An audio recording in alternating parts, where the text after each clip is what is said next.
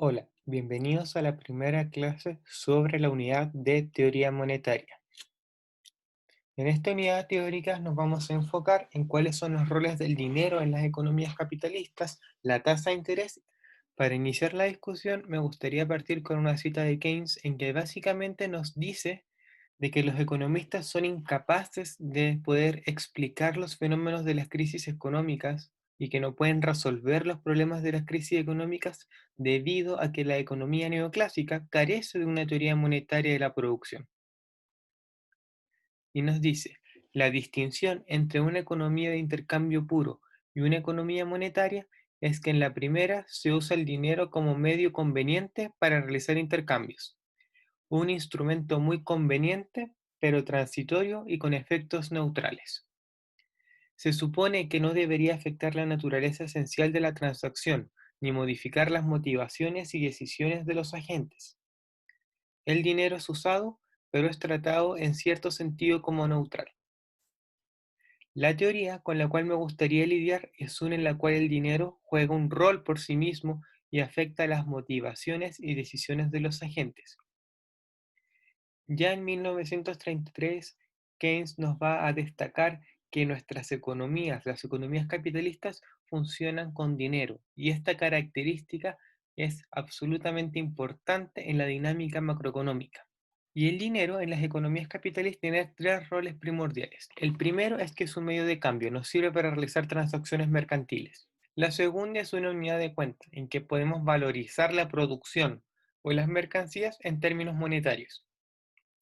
Y el tercero es que el dinero funciona como reserva de valor, ya que nos permite transferir poder adquisitivo del presente al futuro.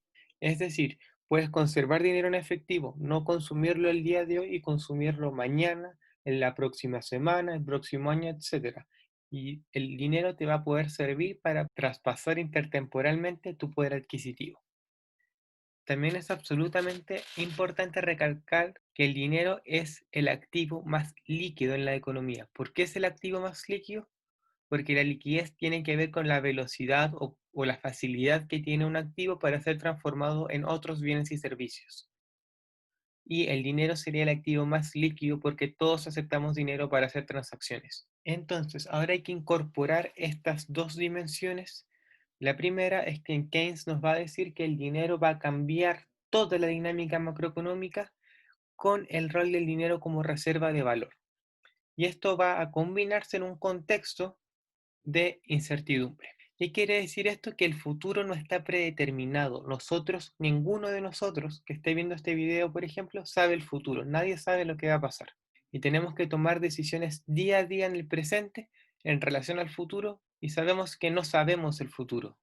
Entonces, una característica esencial de la realidad en la que vivimos y que destaca Keynes es que el futuro es incierto, o nuestra realidad económica es incierta. De hecho, Keynes dice, el sentido que le doy al término incertidumbre es aquel que se usa cuando se dice que la perspectiva de una guerra en Europa es incierta, o cuál será el precio del cobre o la tasa de interés dentro de 20 años, o la obsolescencia de un nuevo invento o la situación social de los propietarios de riqueza hacia 1970.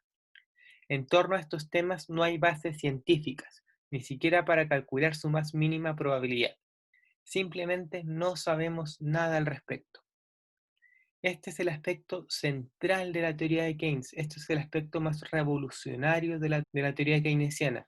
Entonces, dado que vivimos en un mundo o en una realidad en que el futuro es incierto, en que nosotros no sabemos qué va a pasar en el y que nuestras economías se caracterizan por el uso de dinero, Keynes va, por así decirlo, mezclar estos dos conceptos para crear su teoría de la preferencia por liquidez. Keynes nos dice, nuestro deseo de tener dinero como medio de atesoramiento de nuestra riqueza es un medidor del grado en el que desconfiamos de nuestros cálculos y expectativas con respecto al futuro.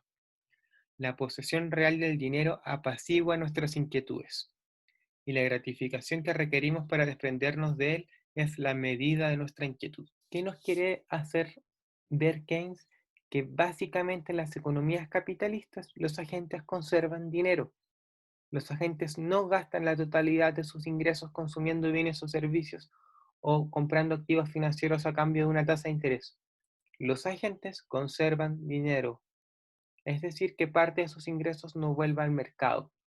Y esto es lo más relevante de la teoría de Keynes. Por eso la demanda determina el nivel de empleo, porque todo el ahorro que se genera en la economía no vuelve a la economía. Hay una parte que se conserva en dinero y ese dinero no se usa para comprar activos a cambio de un rendimiento. Y esto es absolutamente relevante, ya que en la economía clásica y neoclásica esto no tiene sentido, no tiene lógica, porque en la teoría clásica y neoclásica los agentes trabajan para obtener un salario para poder consumir. Si los agentes no consumen, no están aumentando o maximizando su utilidad dentro de la teoría del consumidor racional. Por ende, si uno quiere hacer que la gente racional no consuma, es decir, que ahorre, hay que ofrecerle una recompensa en el futuro. Y esa recompensa sería la tasa de interés. Por ende, el agente racional solamente va a ahorrar o va a conservar dinero como reserva de valor si lo ofrecen una tasa de interés. ¿Y qué nos va a decir Keynes? Eso no es así, eso no funciona así en la realidad. Los agentes, sea este comportamiento racional o no, conservan parte de sus ingresos en forma de efectivo. Y esto genera que no todo el ahorro vuelva a la economía. Hay lugares, por así decirlo, de descanso para el ahorro. Y eso hace que el ingreso no vuelva en su totalidad a la economía, poniendo de manifiesto que tienen que existir ingresos o gastos autónomos que provengan no del nivel de ingreso presente para parchar, por así decirlo, la brecha que genera el ahorro. Y otra cita de Keynes que nos dice, pero qué locura utilizar el dinero como reserva de valor en el mundo de la teoría clásica, porque es exactamente esta característica la que omite dicha teoría. ¿Por qué cualquier persona fuera un asilo lunático mantendría dinero? Esto es absolutamente relevante. ¿Por qué? Porque el dinero no genera ningún rendimiento. Cuando nosotros conservamos dinero en nuestras billeteras, en nuestras alcancías, en nuestras cuentas de ahorro, cuando son cuentas vistas, por ejemplo, no generan ningún rendimiento. Tener el dinero guardado ahí no hace que el dinero crezca.